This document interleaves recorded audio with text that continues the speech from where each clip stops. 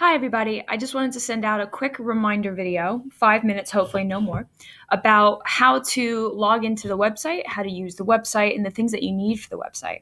Now, along with this video, I'm also going to be sending out a written description of something that we should all put on our websites, teaching our parents how to sign up for the Guardian Summaries for Classroom. And I'm also going to send out the presentation that you guys were given a year ago when we first launched the website, tailored for the new school year, just as a quick reminder of how to use this in case you need a little bit of extra support.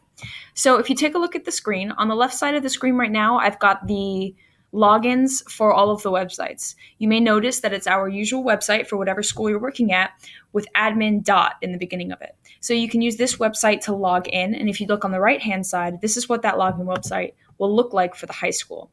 So I'm going to go ahead and just expand the login website. So if you need the website on the left, I recommend you pause the video and you write it down somewhere. I would also recommend you add it to your bookmarks so that you can easily access it later.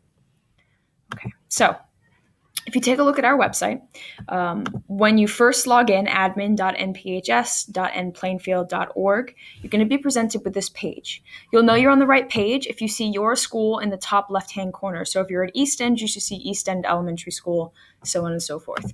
Your username is essentially everything that comes before the @ in your email. So for me, it's Kelly_Beard. All of your usernames are standard, first name _ last name. Your password is something that you made. If you've never logged in before, please email me or email Renee August, and we can help you with resetting your password. If you forgot your password, you can also email me, and I can reset it for you instantly, and we can go from there. So your password you already set for yourself. Type that in and go log in. And once you're in, you're going to see your dashboard. Now you're going to see a lot more things on my screen, but what you have on your screen is this top box right here. Let me get my little focus up here. You're just going to see this area right here. You're going to see my account where you can change and view your profile, and most importantly, my pages. This is what you need to add and what you need to change on your website to make sure that it's current. And if you don't have a website, this is where you need to start. So let's go to my pages. And after my pages loads, you more or less just stay in this area of the website to fix the rest of it. Okay, so your first page is probably your home page, right? You can title it home if you want. This is where you're going to see your basic landing page. Now, there are a few things that we need to add that we didn't have before. When we first set up the websites, we asked that we have a button that says Google Classroom. It was an external link so that students and staff could click on that to get to Google Classroom. Unfortunately, I think it's a little bit confusing and parents think that they have access to Google Classroom. So one of the things that we need to make sure that we're doing is we need to provide an area on the website that teaches them, or at least instructs them, on how to sign up for Guardian Summaries. This is also something we pushed at Back to School Night to try to encourage parents to use Guardian Summaries to find out exactly what kind of assignments the students are getting, as well as if the student has done that assignment, or if they've done it on time, or if they haven't done it at all. So I will send out with an email this summary here. It kind of goes over Guardian Summaries. It provides a link to see what Guardian Summaries look like, and so on and so forth. Now, if you need to add extra pages, you click on this little caret button. Let me get my little focus mouse up. You click up here where it says Home on the caret. I have a lot more pages. You may not have this many. That's okay. But you're going to click on Create New Page at the bottom. When you create this new page, you have a couple of options. For the most part, you're just going to have Other, just a basic blank page. All right, and you can enter your page title here. If you want to create a link to a separate page, maybe a link that goes directly to Google Classroom, a link that goes directly to Newsela, a link that goes directly to some other external website, you would click on Redirection to another page, where you enter the name of that link, and then you would enter the URL for that link. But let's just work on Other. So let's say you want to create a new page. We're just going to put Test for this one. You click on Create Page, and it's automatically going to take you there. Now this page, you can put whatever you want. You can bold the text, you can italicize it, you can underline it, you can change with the thing here, you can add a numbered list, a bulleted list. You can turn this into a link to some other website.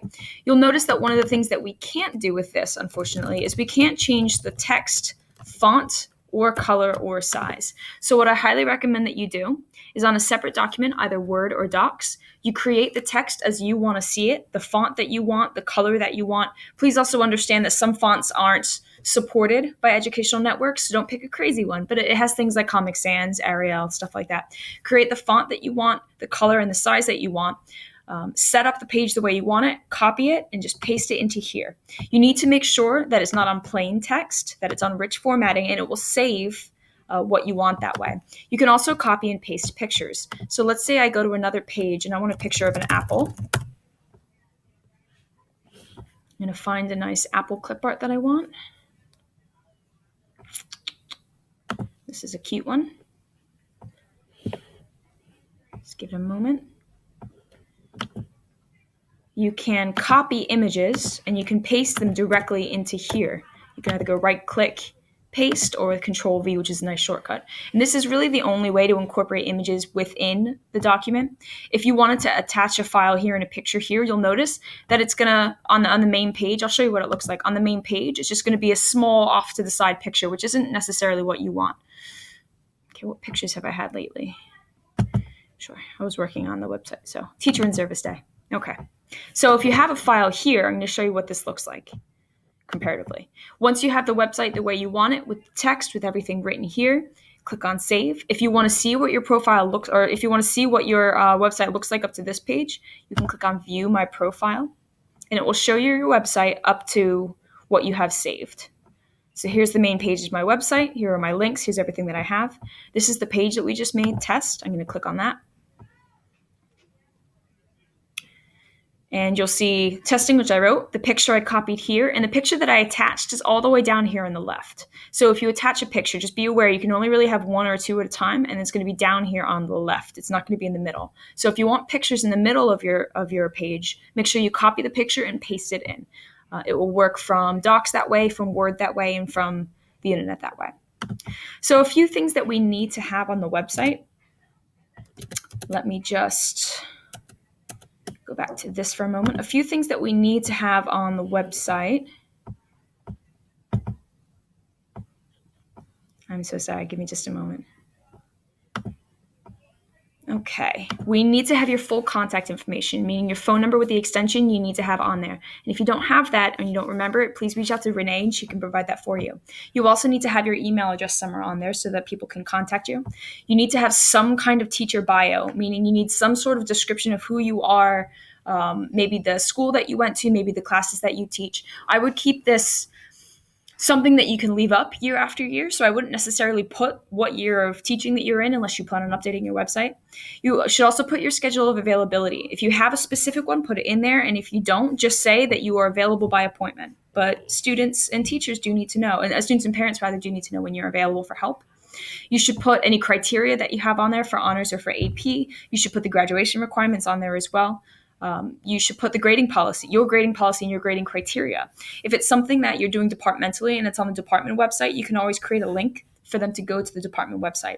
And then finally, if you have, and this may not be applicable to you, but if you have any rubrics that you use in your class, you should upload them here as well so that, full disclosure, parents know exactly how you're grading your students. And another hint, like I said in the beginning, try to make it something that you're not going to update constantly. So if you need more help with logging through the website, and as a reminder to go through it, I'm going to send out this presentation. But we all need to make sure that our websites are current. And finally, if you are the club advisor, you also need to make sure that your club page is active. If you don't have access to your club page, then you can email me and I will give you access. You will find it right underneath you have all of these options. You'll find your page if you have editing access right underneath that. If you don't have it, please reach out and I will fix it for you. Thank you for your time. It went a little long, but if you have any extra questions, please feel free to email me at any time. Thanks a lot.